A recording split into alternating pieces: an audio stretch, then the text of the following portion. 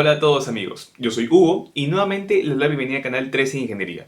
En videos pasados ya hemos revisado la medición de temperatura por medio de equipos infrarrojos, como un termómetro o una cámara termográfica. Pero ¿qué pasa si yo quiero utilizar un sensor industrial infrarrojo y conectarlo a mi PLC o a mi controlador para una aplicación específica o un proceso determinado?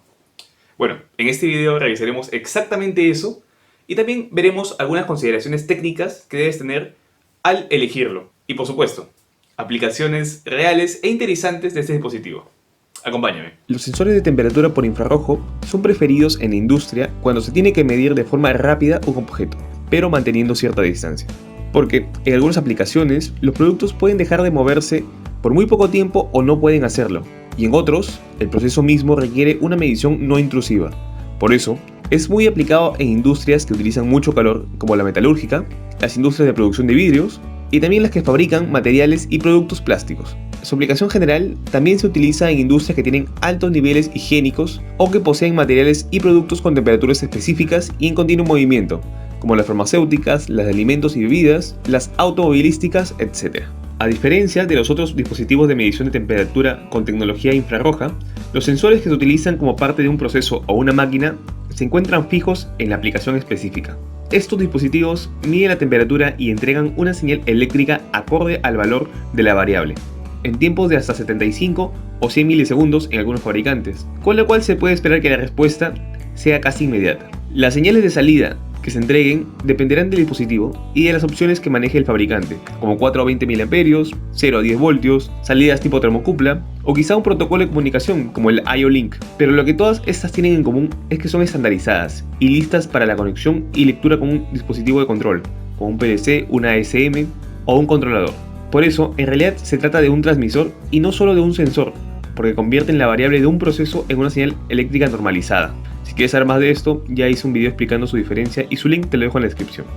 Al igual que un termómetro manual o una cámara termográfica, los transmisores son solo receptores de radiación infrarroja que emiten los objetos que poseen una temperatura mayor al cero absoluto, o sea, en teoría, la temperatura más fría posible. Esta radiación infrarroja emitida es proporcional al calor que emite un cuerpo, con lo que se puede afirmar que, si un objeto se encuentra más caliente, más radiación infrarroja es la que emite. Esta cantidad de energía infrarroja medida luego se procesa utilizando la ecuación de transferencia de calor por radiación. En este punto, un parámetro importante es la emisividad, que es una relación que indica el grado en que las superficies pueden emitir radiación infrarroja, donde el valor de 1 equivaldría a un objeto teórico con capacidades de emitir el 100% de la radiación infrarroja, y 0 un objeto que no puede emitirla. Ambos extremos son teóricos, porque, en la práctica, todos los objetos emiten radiación en menor o mayor grado. Todas estas operaciones son realizadas por la electrónica interna y como resultado entregan la señal de salida acondicionada a un estándar para el envío de información.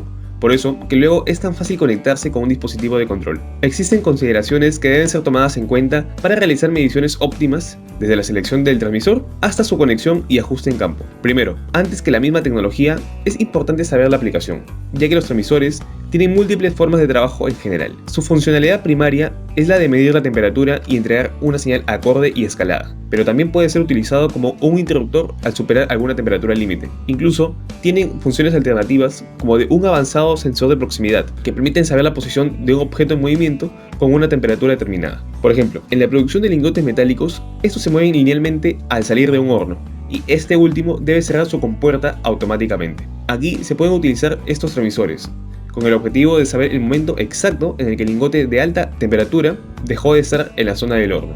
Es muy diferente medir la temperatura de la superficie de una gran estructura metálica a la de algún filamento con unos cuantos milímetros de diámetro. Entonces, se debe tomar en cuenta que los dispositivos miden en forma cónica y existe un parámetro importante llamado relación DS, Distance to Spot Size, con la cual se sabe exactamente a qué distancia medir el objeto objetivo. Por ejemplo, la relación 10:1 indica que ante 10 unidades de distancia se podrá medir una unidad en diámetro. Con esto, si se quisiera medir un tubo de 5 milímetros de diámetro, deberíamos posicionarlo en una distancia de al menos 50 milímetros con ese sensor. Parece obvio, pero es crítico alinear el haz cónico correctamente al momento de la medición, porque el transmisor promedia las diferentes temperaturas que se posee en esa área.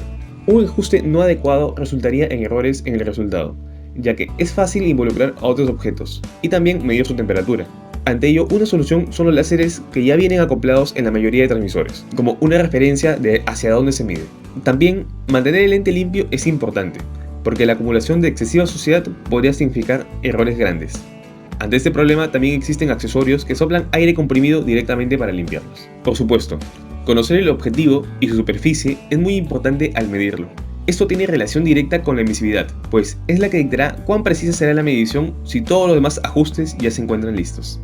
Es mejor medir objetivos con alta emisividad, como el hierro fundido, la goma o el yeso, y evitar objetos que sean pulidos y muy brillantes, porque podrían funcionar como espejos de radiación infrarroja. Ante esto, es necesario aclarar que esas superficies sí se pueden medir con los ajustes correctos, pues la emisividad es ajustable en la mayoría de transmisores. Ya que estamos hablando de dispositivos de grado industrial, sus características principales son su robustez y confiabilidad, aún en condiciones desfavorables.